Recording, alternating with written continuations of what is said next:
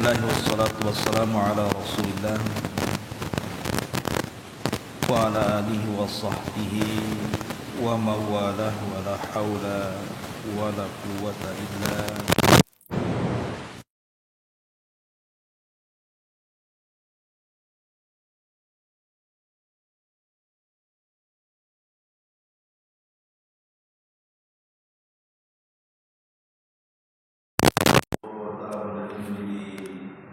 Masjid Nidara ini, dan pembahasan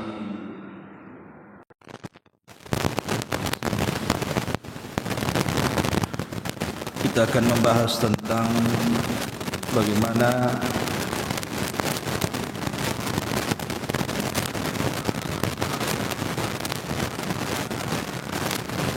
menghadapi bulan Dzulhijjah.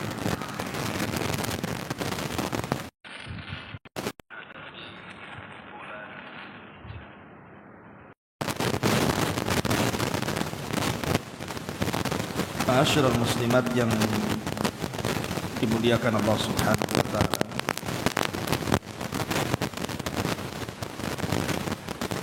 Kita sedang berada di bulan Dzulqa'dah.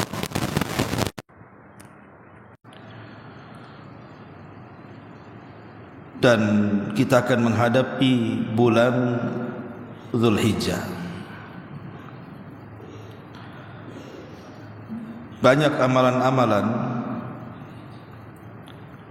yang nanti kita akan kerjakan di bulan Dzulhijjah, sehingga penting bagi seorang muslim mengetahui amalan apa saja yang harus kita amalkan ketika kita sampai di bulan Dzulhijjah. Kenapa kita mengingatkan perkara ini? Karena di bulan Dzulhijjah itu ada hari-hari yang hari-hari itu merupakan hari-hari terbaik di dunia. Dan hari-hari terbaik di dunia itu ada di 10 awal bulan Dzulhijjah. Sebagaimana sabda Nabi sallallahu alaihi wasallam, afdalu ayyamid dunya ayyamul ashri.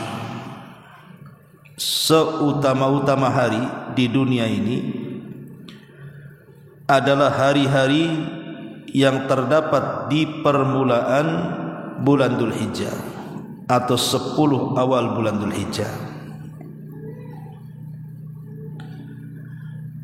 Kita tahu bahwa dalam setahun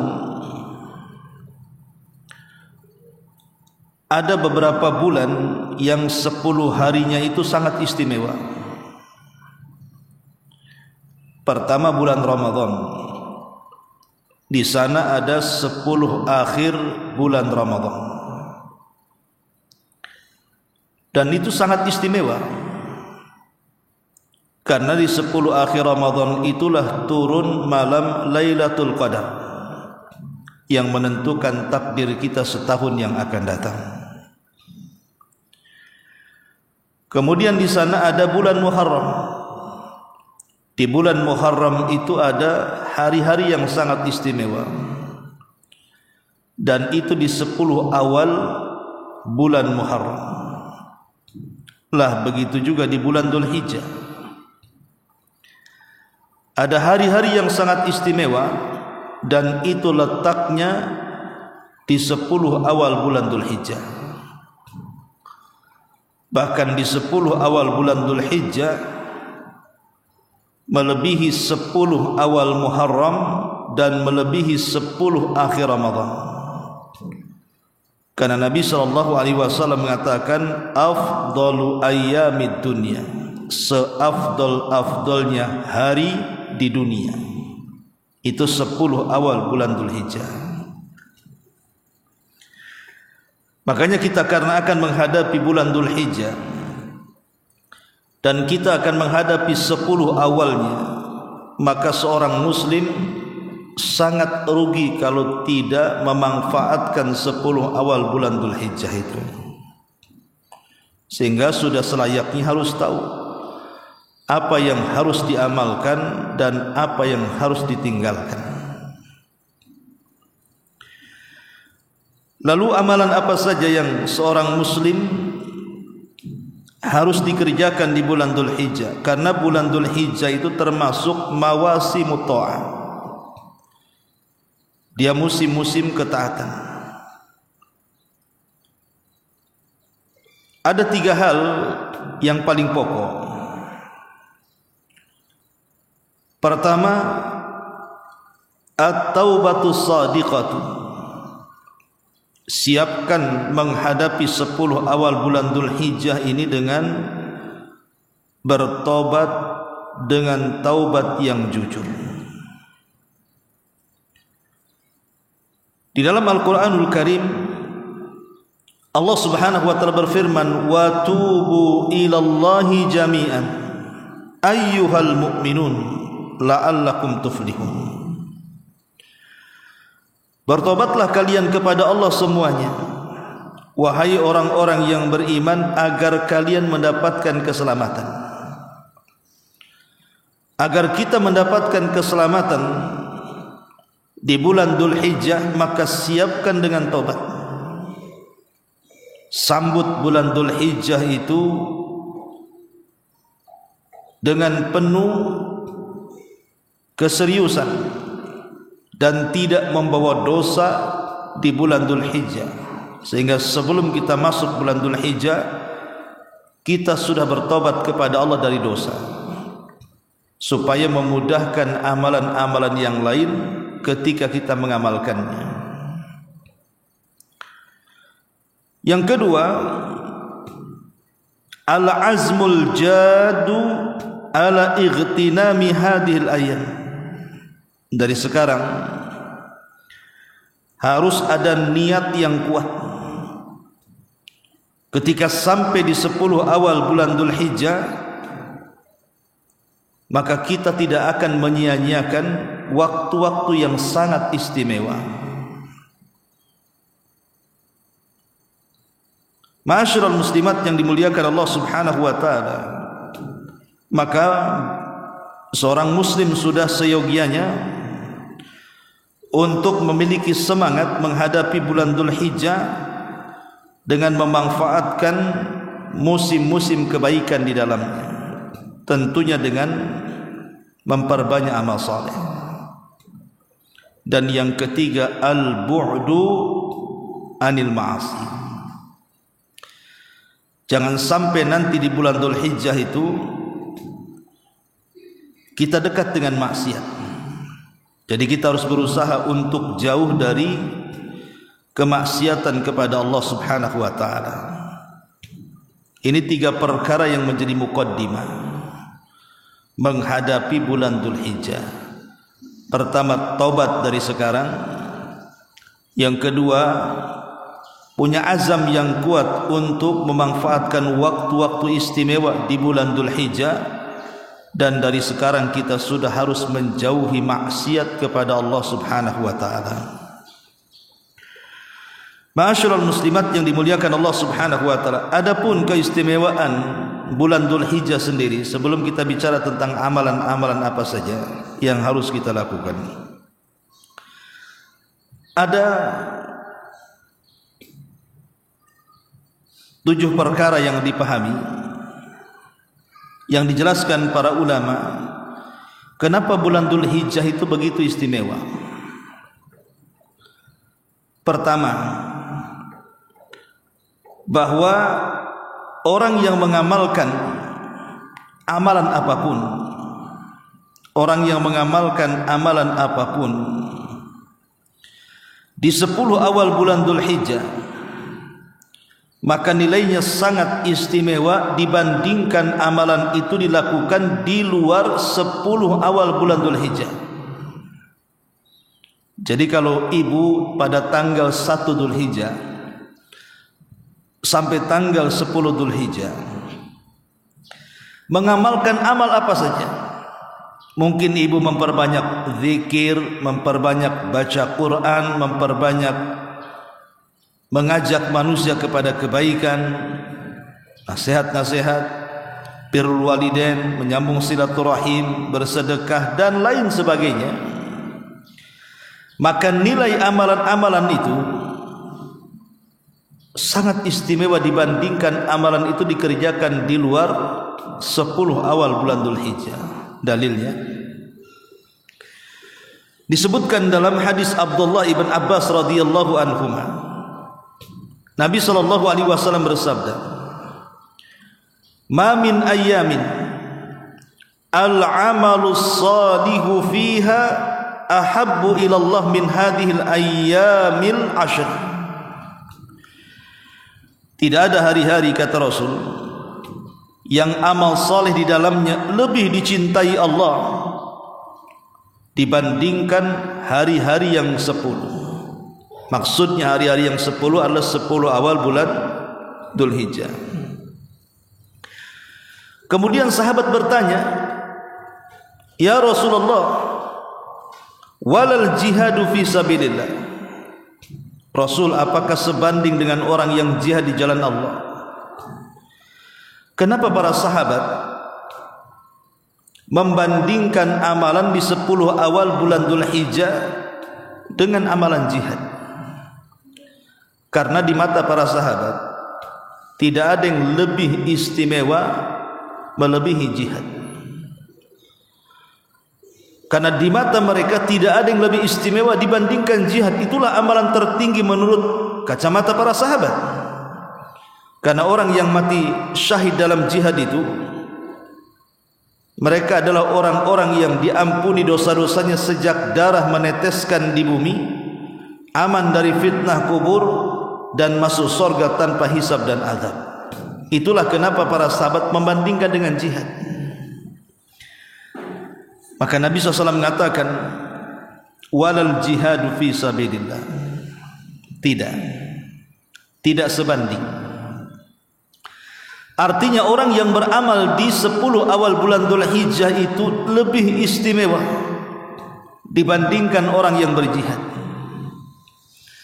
Tapi Nabi SAW kemudian mengatakan di ujung hadis, illa rajulan kharaja bi nafsihi wa malihi wa lam yarji min dzalika bi syai'in. Kecuali kalau orang yang berjihad itu keluar dengan jiwa dan seluruh hartanya dan dia tidak pernah kembali ke rumahnya, alias mati syahid. Lihat bagaimana istimewanya 10 awal bulan Dzulhijjah, kata Nabi. Orang yang beramal dengan amal apapun dari amal-amal saleh, maka pahalanya sama dengan orang yang mati syahid yang mengorbankan jiwa dan seluruh hartanya. Maka jangan sia-siakan. Di 10 awal bulan Dzulhijjah perbanyak zikir, karena pahala zikir sebanding dengan orang yang mati syahid. Jangan tinggalkan baca Quran, karena baca Quran di 10 awal bulan Dzulhijjah itu pahalanya sama dengan orang yang mati syahid. Jangan meninggalkan sedekah walaupun tidak banyak, karena pahala orang yang sedekah di 10 awal bulan Dzulhijjah sama pahalanya dengan orang yang mati syahid. Dan begitu seterusnya.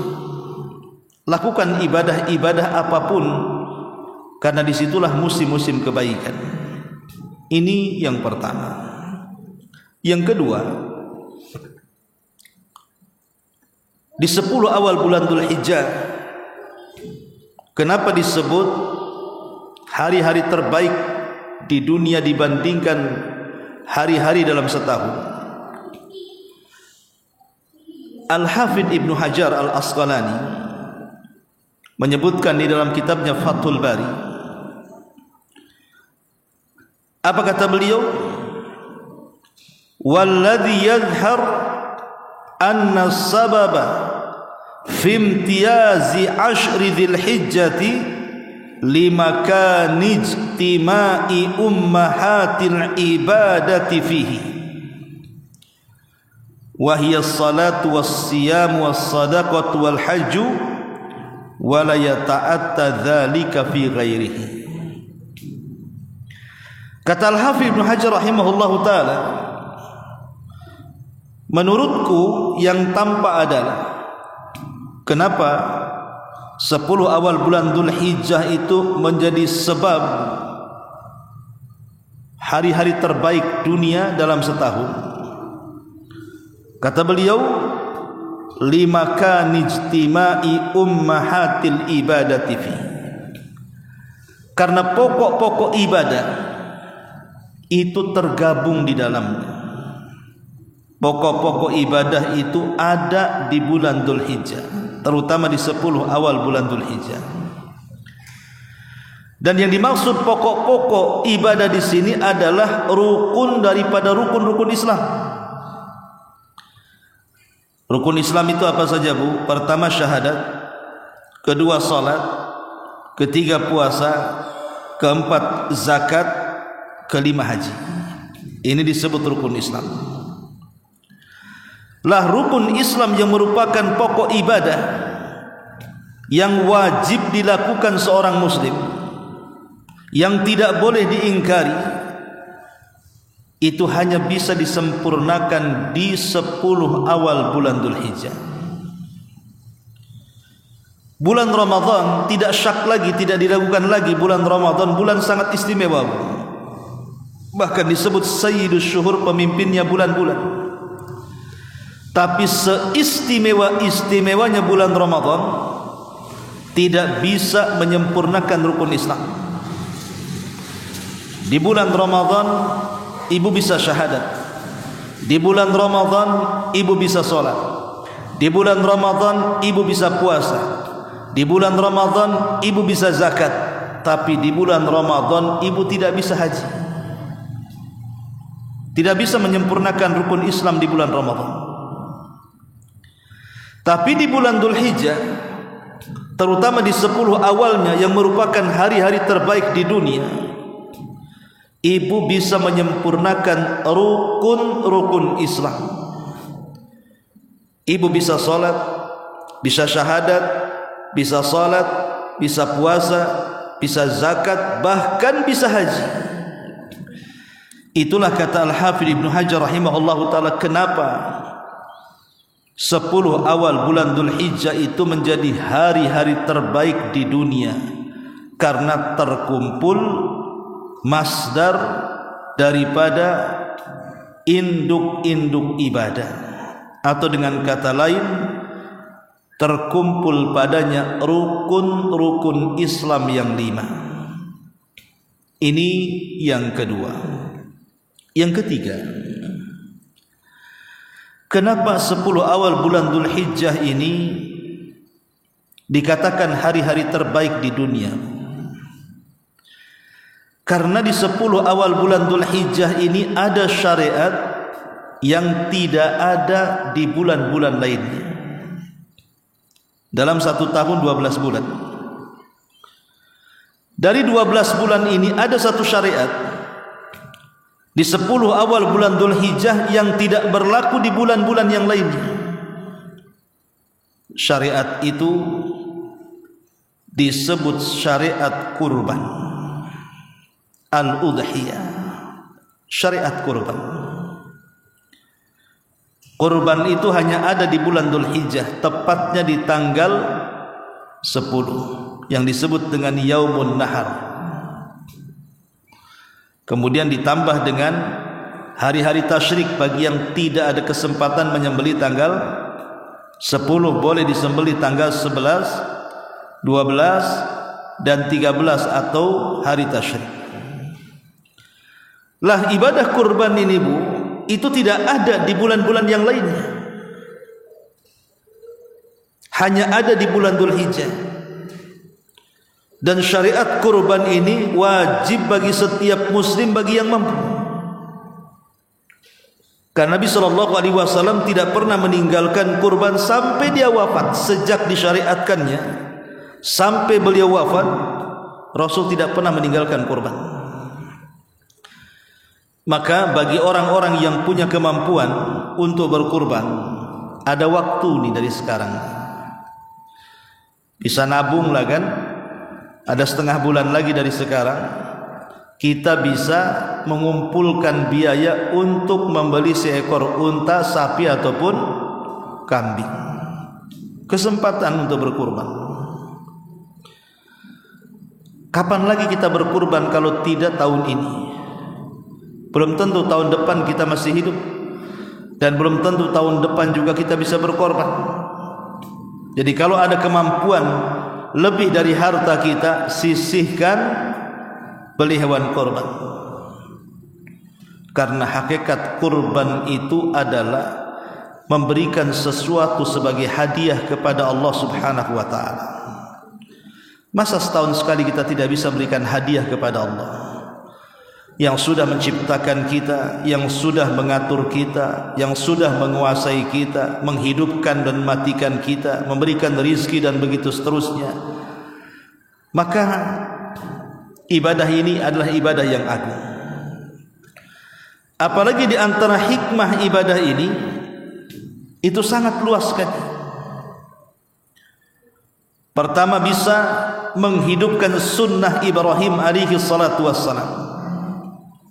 Sebagaimana Allah mengatakan dalam surah An-Nahl 123, "Tsumma auhayna ilaika anittabi' millata Ibrahim." Kemudian kami wahyukan kepada wahai Muhammad, ikutilah agama Ibrahim. Lah kurban itu salah satu millahnya Ibrahim. Yang kedua, hikmah kurban itu melatih kesabaran. Melatih kesabaran untuk melaksanakan perintah. Bagaimana tidak sabar ketika melaksanakan perintah, Bu? Harta yang kita miliki ini terkadang menjadi ujian bagi kita. Harta yang sudah kita kumpulkan dengan capek, lelah, letih, berkeringat setahun lamanya, tiba-tiba kemudian harus disisihkan untuk berkurban. Kemudian setelah berkurban, dagingnya dibagi-bagikan pula kepada orang yang tidak terlibat dalam usaha dia. Ujian. Tapi ujian ini harus dihadapi dengan kesabaran. Sabar ketika melaksanakan perintah Allah Subhanahu wa taala. Sesabar Ibrahim ketika diperintahkan Allah untuk menyembelih putranya Ismail, maka Ibrahim pun sabar dan tetap menjalankan perintah itu walaupun yang disembelih adalah putranya. Begitu juga Ismail memberikan kecontohan kepada kita bagaimana kesabaran dia menerima perintah Allah, sehingga Ismail mengatakan, "Ya abatif alma tu'mar satajiduni insyaallahu minas sabirin." Wahai anakku, wahai ayahku, kalau ini perintah Allah, lakukan saja, karena engkau akan mendapati aku termasuk hamba Allah yang sabar. Belum lagi hikmah daripada kurban ini menyenangkan keluarga. Dengan hewan kurban kita bisa masak, kita bisa undang karib kerabat, handai tolan, tetangga-tetangga tercinta, kita bisa undang teman-teman yang baik, makan-makan. Bahasa kitanya nyate lah kan gitu ya, bakar-bakar, barbecue ya. Jadi kita bisa mengajak mereka untuk senang.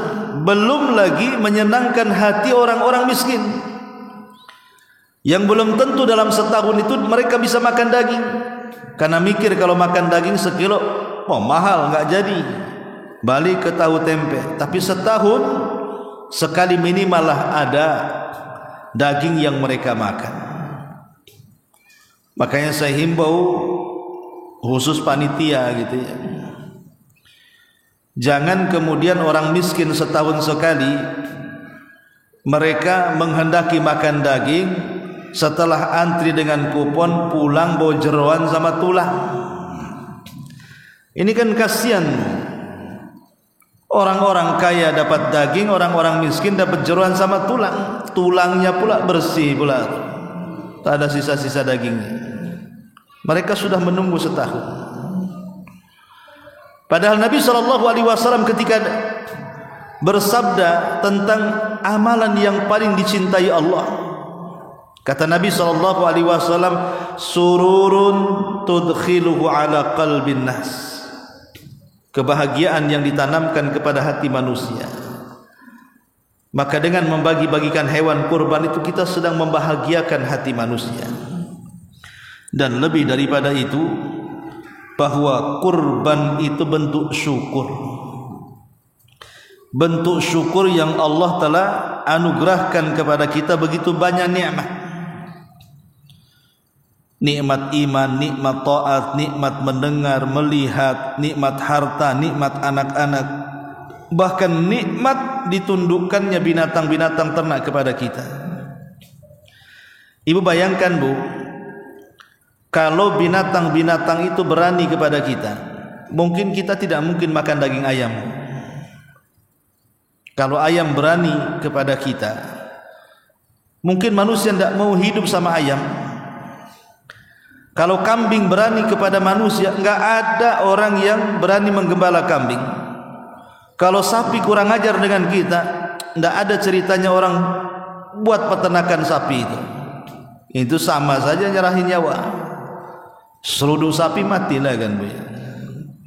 Jadi kalau binatang-binatang ternak itu, mulai dari ayam, kambing, sapi, unta, semuanya bersatu melawan manusia, kira-kira manusia mau hidup satu bumi enggak dengan binatang? Enggak mau, Bu. Tapi Allah Subhanahu wa taala tundukkan, Allah tundukkan ayam kepada manusia, Allah tundukkan kambing kepada manusia, Allah tundukkan sapi, unta kepada manusia. Lah semua itu nikmat yang sangat besar yang Allah hanya tuntut kepada kita bersyukur dengan cara berkorban. Kadzalika sakharnaha lakum la'allakum tashkurun. Begitulah kami telah tundukkan binatang ternak kepada kalian agar kalian bersyukur, kata Allah.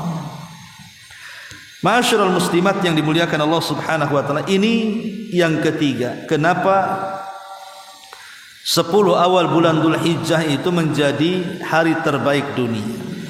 Kemudian yang keempat, karena di 10 awal bulan Dzulhijjah itu ada hari yang disebut dengan Yaumu Arafah, dan tidak ada di bulan-bulan yang lainnya. Tidak ada hari-hari di bulan-bulan yang lainnya yang disebut dengan Yaumu Arafah, hari Arafah. Di mana hari Arafah ini Allah Subhanahu wa taala turun ke bumi dan memerdekakan banyak manusia yang akan dibebaskan dari api neraka. Jadi Allah Subhanahu wa taala akan membebaskan banyak manusia dari api neraka itu hanya ada di hari Arafah. Dan hari Arafah itu tidak ada di hari yang lainnya. Karena memang hari Arafah sendiri penuh dengan keistimewaan. Pertama, di hari Arafah ini Allah telah sempurnakan agamanya. Yang namanya sempurna tidak boleh ditambah, tidak boleh dikurang. Sebab kalau ada penambahan dan pengurangan berarti Islam itu belum sempurna.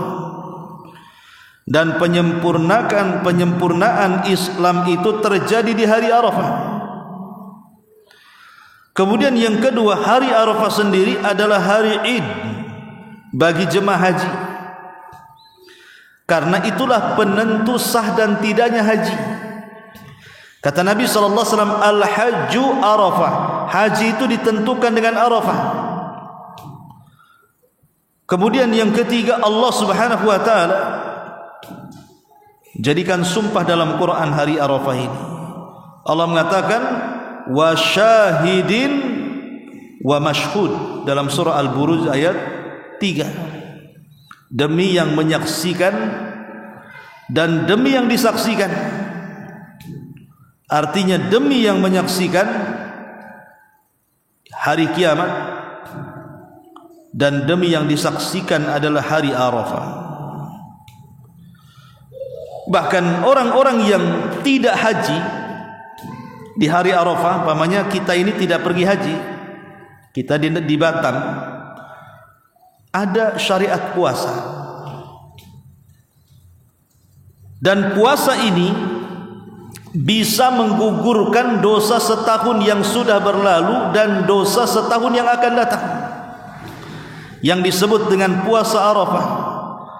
Kata Nabi sallallahu alaihi wasallam, saumu yaumi arafata yukaffiru sanatal madhiyatal baqiyah, bahwa puasa puasa Arafah itu akan menggugurkan dosa 2 tahun, setahun yang telah berlalu dan setahun yang akan datang.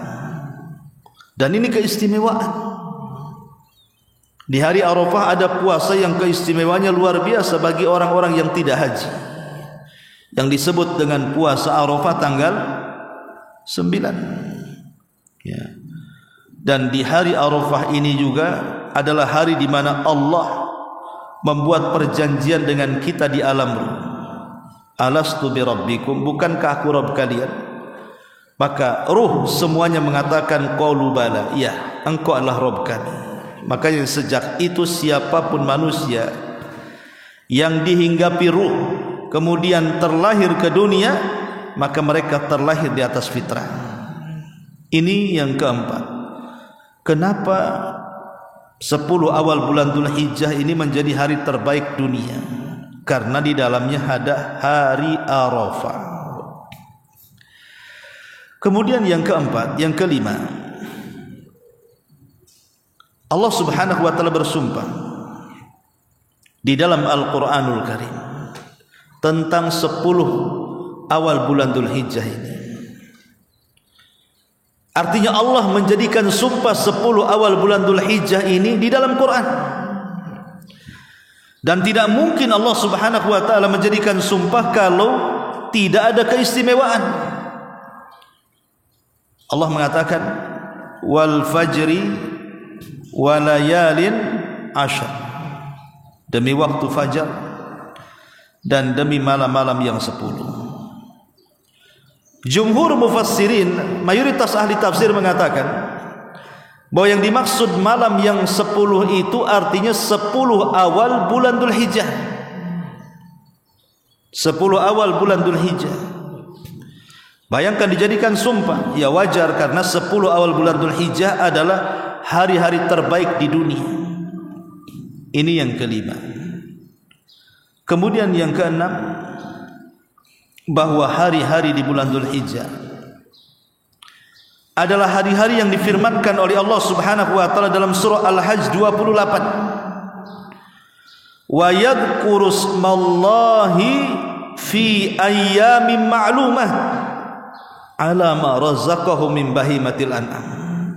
Dan hendaklah kalian banyak menyebut nama Allah di hari-hari yang sudah diketahui. Sebagian ahli tafsir di antaranya Ibnu Umar dan Ibnu Abbas mengatakan maksudnya ayyam ma'lumat adalah Ashru Dzulhijjah, 10 awal bulan Dzulhijjah. Allah langsung mengatakan dalam Quran untuk banyak berzikir. Makanya nanti pada tanggal 1 itu Bu, Ibu sudah disunahkan bertakbir. Takbir mutlak. Karena kalau orang awam itu kan umumnya kalau takbiran itu kan biasanya malam Idul Adha saja atau malam Idul Fitri saja. Padahal takbiran itu sudah disyariatkan sejak tanggal 1 Bu. Ibu bisa bertakbir di rumah-rumah, sambil berkendaraan, di pasar-pasar, sambil masak, sambil baring, sambil tidur, sambil begadang, bertakbir. Allahu Akbar, Allahu Akbar, Allahu Akbar, Allahu Akbar, Allahu Akbar, Allahu Akbar, Allahu Akbar, La ilaha illallah, Allahu Akbar, Allahu Akbar, walillahil hamd. Itu sudah disyariatkan sejak awal tuh, tanggal 1 tuh. Sampai kapan? Sampai tanggal 13. Cuman di sana ada takbir mutlak, ada takbir muqayyad. Kalau di 10 di 3 hari tasyrik disebut takbir muqayyad karena dilakukan selepas salat wajib saja. Tapi dari tanggal 1 sampai tanggal 10 disebut takbir mutlak, kapanpun kita bertakbir silakan. Sampai-sampai sahabat Ibnu Umar itu mereka bertakbir di pasar-pasar Mina sampai menggema suaranya. Maka itu disyariatkan karena itulah hari-hari terbaik dunia penuhi dengan zikir kepada Allah Subhanahu wa taala. Kemudian yang terakhir, bahwa Nabi sallallahu alaihi wasallam menganggap bahwa 10 awal bulan Dzulhijjah adalah hari-hari terbaik yang ada di permukaan bumi. Sebagaimana hadis yang tadi saya singgung di awal, afdalu ayyamid dunya ayyamul ashri. Seutama-utama hari di dunia adalah hari yang disebut dengan Ashru Dzulhijjah, 10 awal bulan Dzulhijjah. Ini 7 perkara yang harus dipahami. Kemudian perkara-perkara sunnah yang sangat-sangat ditekankan untuk dilakukan, atau amalan-amalan yang wajib ataupun yang sunnah yang sangat ditekankan untuk dilakukan di bulan Dzulhijjah. Pertama, ada'u manasikil haji wal umrah. Bagi orang yang punya kemampuan untuk haji umrah, berangkat.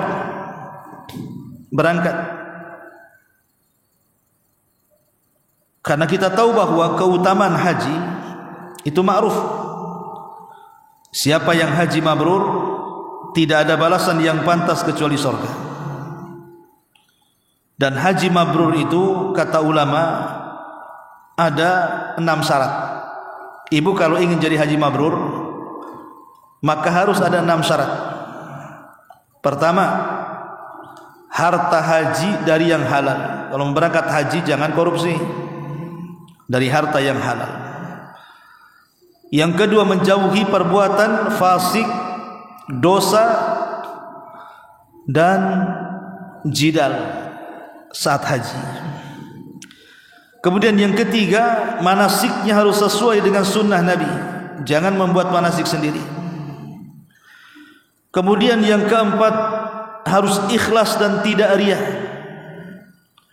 Kemudian yang kelima, jangan dimulai sebelum haji dengan banyak maksiat. Dan yang terakhir, setelah pulang dari haji harus lebih baik kondisinya dibandingkan sebelum haji. Itulah disebut haji mabrur namanya. Kalau enggak, maka disebut haji kabur. Ini yang pertama. Yang kedua, asyamu, berpuasa. Di 10 awal bulan Dzulhijjah ada syariat puasa yang disebut dengan puasa Arafah. Tapi kalau ibu mau puasa di 10 awal bulan Dzulhijjah bertepatan dengan hari Kamis, ibu puasa. Bertepatan dengan hari Senin, ibu puasa. Maka itu pahalanya sama dengan orang yang mati syahid. Apalagi tanggal 9-nya itu ada namanya puasa Arafah. Maka itu menggugurkan dosa setahun yang telah berlalu, setahun yang akan datang. Kemudian yang ketiga, jaga sholat 5 waktu. Dan juga jaga sholat-sholat sunnah. Jaga sholat 5 waktu dan jaga sholat sunnah. Karena Rasulullah mengatakan, wa ma yazalu abdi yataqarrabu ilayya bin nawafil hatta uhibbahu. Akan senantiasa hambaku mendekatkan diri kepadaku dengan yang sunnah-sunnah, tambahan dari yang wajib, sampai aku sangat mencintainya. Kemudian yang keempat, perbanyak takbir, tahmid, tahlil dan zikir. Di 10 awal bulan Dzulhijjah perbanyak takbir, perbanyak tahmid, perbanyak tahlil dan perbanyak zikir. Ini perintah Rasul. Kata Nabi, fa'akthiru fihinna minat tahlili wat takbiri wat tahmid, rawahu Ahmad. Apabila datang 10 awal bulan Dzulhijjah, kata Rasul, perbanyak di dalamnya tahlil ucapan la ilaha illallah, takbir ucapan Allahu akbar, dan tahmid ucapan alhamdulillah. Kemudian yang kelima, perbanyak sedekah. Perbanyak sedekah, karena ini amalan yang luar biasa. Kemudian juga perbanyak membaca Quran dan mengajarkan Quran. Kemudian memperbanyak istighfar, memperbanyak berbuat baik kepada orang tua, memperbanyak silaturahim, baik kepada yang ada hubungan rahim ataupun kerabat. Kemudian juga jangan lupa menyebarkan salam, memberi makan orang-orang yang kesusahan, mengislah di antara manusia yang sedang bersengketa, mengajak manusia kepada kebaikan dan mencegah dari kemungkaran, dan juga jaga lisan, jaga kemaluan, berbuat baik kepada tetangga, muliakan tamu, infak di jalan Allah. Kemudian kalau di jalan nampak ada hal-hal yang mengganggu orang jalan, buang. Kemudian juga kalau kita ada biaya, sedekahkan kepada anak-anak yatim, berkunjung kepada orang sakit. Kemudian juga menyambung hubungan kekeluargaan dan saudara, dan banyak sekali amalan-amalan yang tidak bisa saya sebutkan. Lah kenapa kemudian perkara-perkara amalan soleh ini harus ditekankan di 10 awal bulan Dzulhijjah? Karena pahalanya dilipat gandakan. Apalagi bulan Dzulhijjah sendiri masih masuk dari 1 dari 4 bulan hurum yang Allah firmankan dalam At-Taubah 36. Inilah diantara keistimewaan bulan Dzulhijjah. Mudah-mudahan menjadi bekal bagaimana kita menyongsong masuknya bulan Dzulhijjah yang merupakan hari-hari terbaik di dunia. Sampai di sini mudah-mudahan ada manfaatnya. Sebelum saya tutup, kalau ada yang bertanya, tafadhali.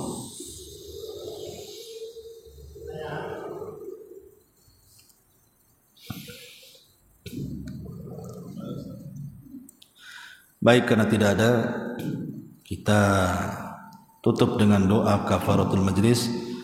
Subhanakal bihamdika asyhadu an la ilaha illa anta astaghfiruka wa atubu ilaik. Allahu ta'ala alam. Assalamualaikum warahmatullahi wabarakatuh.